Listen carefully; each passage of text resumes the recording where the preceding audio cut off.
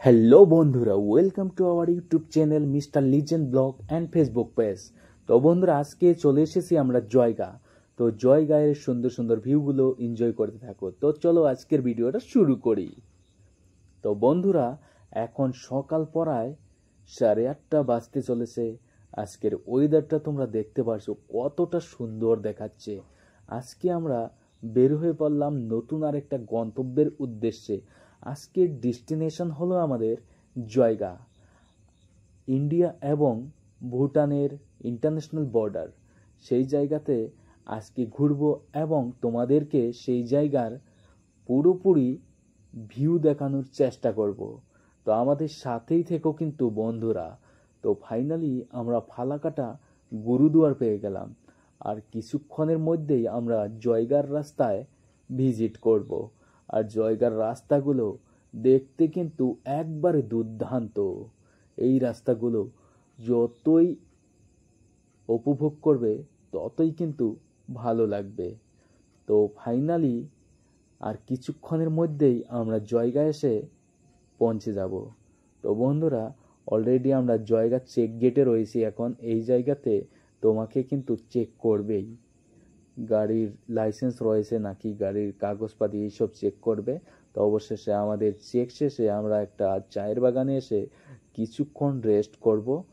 এই জায়গাতে কিছু ফটো শ্যুট করলাম সবাই মিলে। এখন আবারও এই জায়গার থেকে জয়গার দিকে রওনা হয়ে যাব। এই জায়গাটা কিন্তু অনেকটা সুন্দর ছিল দেখতে, আমার খুবই ভালো লাগলো। এই চায়ের বাগানটা অনেকটা বড়। আর বন্ধুরা, পড়ায় 5-7 মিনিটের ভিতরে আমরা জয়গা ভিজিট করব। জানি না আমরা ইন্টারন্যাশনাল বর্ডার আজকে পার করতে পারবো কি পারবো না। সময়ও কিন্তু অনেকটা লেগে গেল। ফাইনালি আমরা জয়গা টাউনে ঢুকে পড়লাম। আর এই জয়গা কিন্তু একবারে ভুটান এবং ওয়েস্ট বেঙ্গল, মানে ওয়েস্ট বেঙ্গলের সাথেই এই জয়গা। আর এই জয়গাটা ইন্ডিয়া এবং ভুটানের একটা বর্ডার। এটা হলো একটা ইন্টারন্যাশনাল বর্ডার। আর আমরা আজকে চেষ্টা করব এই ইন্টারন্যাশনাল বর্ডারটা ভিজিট করার।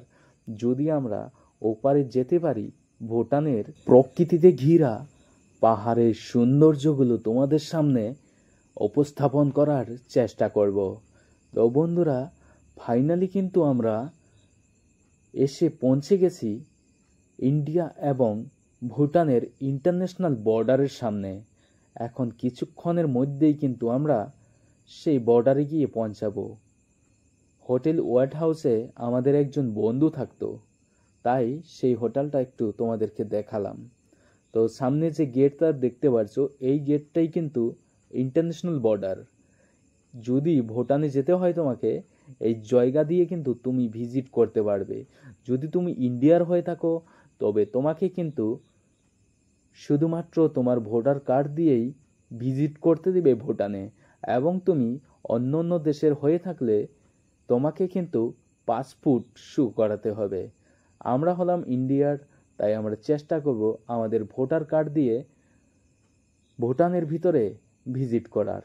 তো বন্ধুরা, ফাইনালি আমাদের গাড়িটা আমরা পার্কিংয়ে রেখে দিয়ে আসলাম, কারণ এইদিকে কিন্তু গাড়ির অনেক ভিড়। আর গাড়ি যে কোনো জায়গায় লাগালে কিন্তু পেনাল্টি লেগে যাবে। তো ফাইনালি বন্ধুরা, আমরা এখন একটা হোটেলের দিকে রওনা হয়ে গেলাম, কারণ সকালে আমরা ডিনার করিনি, শুধুমাত্র রাস্তাতে লাঞ্চ সেরেছি আমাদের। তো এখন আমরা ছোট্ট একটা হোটেলে চলে গেলাম। অলরেডি আমার প্রিয় ভাই শাহাদত ভাই চলে গেছে, গিয়ে আমাদের খাবার দাবার অর্ডার করা হয়ে গেছে। এখন শুধু খাবারের অপেক্ষা। এখন বেলা প্রায় 12:30 বাজতে চলেছে। তো বন্ধুরা, এই হোটেলটা যদিও ছোট, কিন্তু বাঙালি হোটেল, তার জন্যই আমরা এই জায়গাতে ভিজিট করলাম। তো ফাইনালি বন্ধুরা, আমাদের খাবার এসে গেল। আর আমাদের সাথে আজকে রয়েছে আমাদের ফেসবুকের প্রিয় ভাই আনোয়ার ভাই, তার সাথে রয়েছে শাহাদত ভাই। এরা কিন্তু ফেসবুক ইনফ্লুয়েন্সার, ফেসবুকে এদের ভিডিও অবশ্যই দেখতে পারবেন। তো বন্ধুরা, অবশেষে আমাদের খাবার এসে গেল। এখন আমরা খাওয়া শুরু করলাম। কিছুক্ষণের মধ্যেই আমরা খাওয়া সেরে নিয়ে ইন্টারন্যাশনাল বর্ডারের দিকে ভিজিট করব। যত তাড়াতাড়ি ভিজিট করতে পারবো তত তাড়াতাড়ি কিন্তু আমাদের ঢোকার চান্স থাকবে। বেশি সময় লেট করলে আর যেতে পারবো না ভিতরে। অবশেষে আমরা ইমিগ্রেশন অফিসে এসে পৌঁছে গেলাম। আর ইমিগ্রেশন অফিসে কিন্তু ভিডিও করা কোনো অ্যালাউ নেই, তবু আমি একটু ভিডিও করছিলাম, সেই ফুটেজগুলো আপনাদের সামনে তুলে ধরলাম। অলরেডি ইমিগ্রেশন অফিসে যাওয়ার পর কিন্তু আমি আমার ভোটার কার্ডটা সাবমিট করলাম, কিন্তু একটু সমস্যার জন্য আমি ভিজিট করতে পারলাম না। আমার দুইজন দাদা ভিজিট করেছিল ভুটানের ওই পারে, কিন্তু তারাও একটু ঘুরে আবার চলে আসলো। যাই হোক বন্ধুরা, এখন আমরা জয়গাঁয়ের মার্কেট ঘোরার জন্য চলে আসলাম। আর এই মার্কেটটাকে নাকি মিনি ভিয়েতনাম সিটি বলা হয়। এই মার্কেটটা ভিয়েতনামের একটা মার্কেটের মতো দেখতে। এই মার্কেটটা কিন্তু খুব বড়। আর এই মার্কেটে এভরিথিং জিনিস পাওয়া যায়। শুজ পেয়ে যাবেন, জ্যাকেট পেয়ে যাবেন, রাইডিং জ্যাকেট বলেন, আর এভরিথিং জিনিস ছিল এই জায়গাতে। এই মার্কেটটা ঘুরে কিন্তু অনেকটা ভালো লাগলো। এখন আমরা চলে আসলাম মেন জায়গায়। মেন জায়গা বলতে জয়গা ভিউ পয়েন্ট। জয়গা আসলে যদি এই ভিউ পয়েন্টটা ভিজিট না করেন তবে কিন্তু অনেক কিছু মিস করে দিবেন। পুরো জয়গা টাউনটা কিন্তু এই জয়গা ভিউ পয়েন্ট থেকে দেখা যায়। তাই আপনাদেরকে নিয়ে চলে আসলাম সেই দূর পাহাড়ের উপরে এক মেঘের রাজ্যে। তো কিছুক্ষণের মধ্যেই আমরা সেই পাহাড়ের উপরে ভিজিট করব এবং আপনাদের সামনে উপস্থাপন করব জয়গা টাউনটা দেখতে কতটা সুন্দর সেটাই। আর বন্ধুরা, যারা নতুন এসেছেন আজকে আমার এই ইউটিউব চ্যানেলে কিংবা আমার ফেসবুকে, আপনাদের সকলকেই অনুরোধ রইল আমার ইউটিউব থেকে এই ভিডিওটা দেখে থাকলে আমার চ্যানেলটি সাবস্ক্রাইব করে আমাদের পরিবারের সদস্য হয়ে যাবেন। আর যদি ফেসবুক থেকে দেখে থাকেন তো আমার ফেসবুকটা ফলো করে পাশে থেকে আমাদের পরিবারের সদস্য হয়ে যাবেন। তো বন্ধুরা, আমাদের গাড়ি কিন্তু ধীরে ধীরে পাহাড়ের উপর দিকে উঠছে। আর এই উপর দিকে উঠতে উঠতে কিন্তু অনেকটা ভয় লাগে। মানে যদি গাড়িটা ব্রেক হয়ে যায় তবে কিন্তু আমরা আজও জিন্দা বাঁচতে পারবো না। কারণ পাহাড়ের একবারে চূড়ায় কিন্তু ভিউ পয়েন্টটা বানানো হয়েছে। তো ফাইনালি বন্ধুরা, আমরা নিচে গাড়ি রেখে এখন জয়গা ভিউ পয়েন্ট এক্সপ্লোর করার উদ্দেশ্যে এগিয়ে যাচ্ছি। আর আপনারা দেখতে থাকুন এই জয়গা দেখতে কতটা সুন্দর। যারা যারা এসেছেন তারা তো অবশ্যই এই জয়গার ভিউটা উপভোগ করেছেন।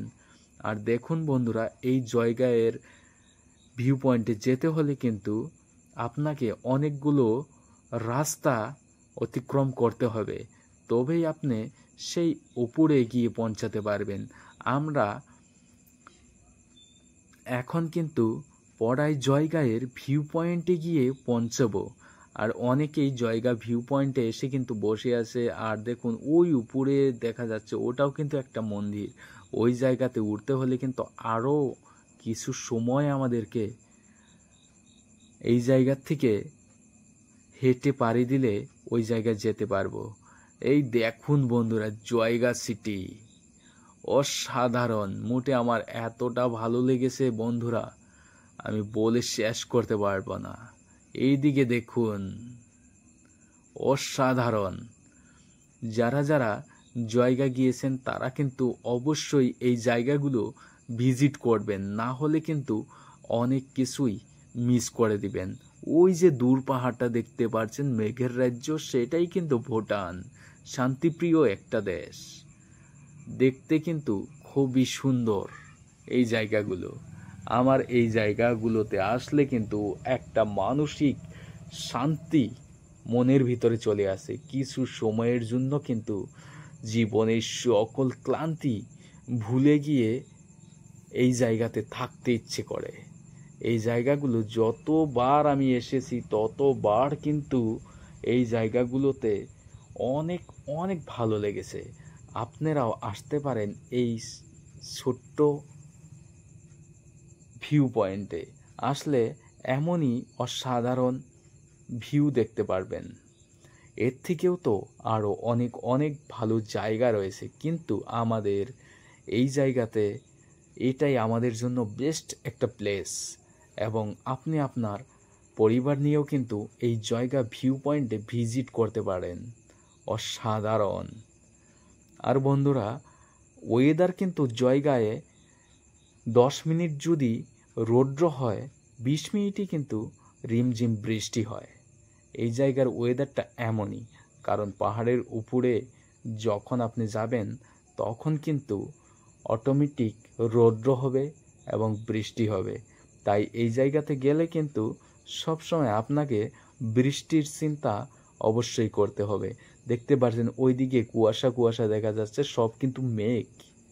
আমরা অলরেডি ওই জায়গাতে গিয়েছিলাম কিন্তু ভিজিট করতে পারলাম না আমার ভোটার আইডির কিছু সমস্যার জন্য। মানে আমি আমার স্মার্ট কার্ডটা নিয়ে গিয়েছিলাম, স্মার্ট কার্ড অ্যালাও নেই ওই জায়গাতে।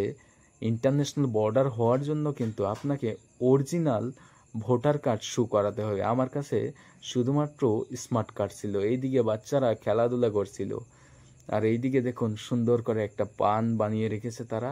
এই জায়গাতে ভিউগুলো যতই দেখি ততই কিন্তু ভালো লাগে।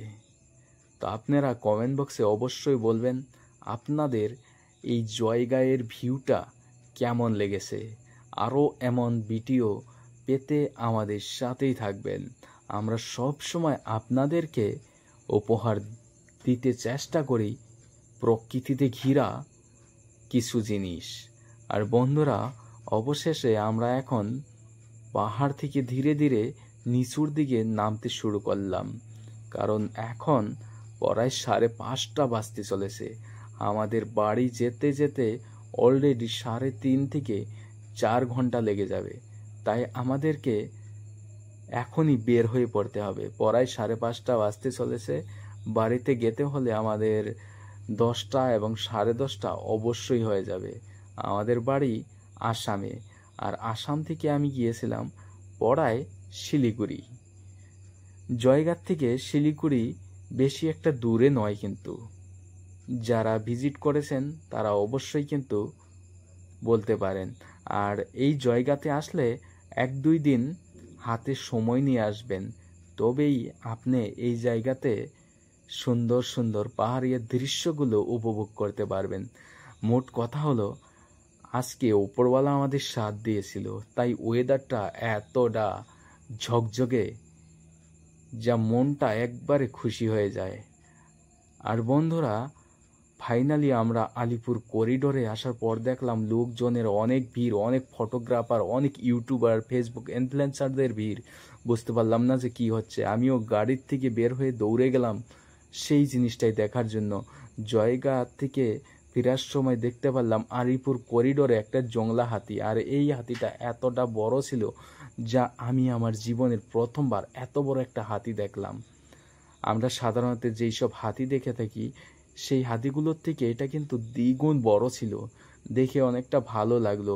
এই জায়গাতে কিছু সময় কাটিয়ে তারপরে আবারও বাড়ির উদ্দেশ্যে রওনা হয়ে গেলাম। তো বন্ধুরা, ভিডিও কেমন লাগলো কমেন্ট বক্সে অবশ্যই বলবেন। তো আজকের ভিডিও এতটুকুই। দেখা হচ্ছে পরবর্তী কোনো এক ভিডিওতে। ততক্ষণ ভালো থাকবেন, সুস্থ থাকবেন। Bye bye.